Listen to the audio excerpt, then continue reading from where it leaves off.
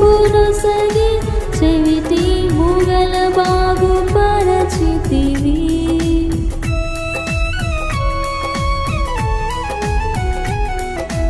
Conan వివాహములో అద్భుతముగా నీటిని ద్రాక్ష రసము చేసి కనలేని అందులకు చూపునొసగి చెవిటి మూగల బాగుపరచితివి. నీక సాధ్యమిది లేనే లేదు ఇలలో ఆశ్చర్యంగా